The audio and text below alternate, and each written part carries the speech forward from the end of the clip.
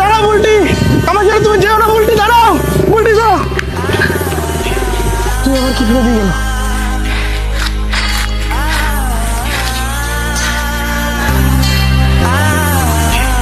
শোনো, তুমি চিন্তা করো না, পরিস্থিতির চাপে পড়ে আমি এই বিয়ে করতে বাধ্য হয়েছি।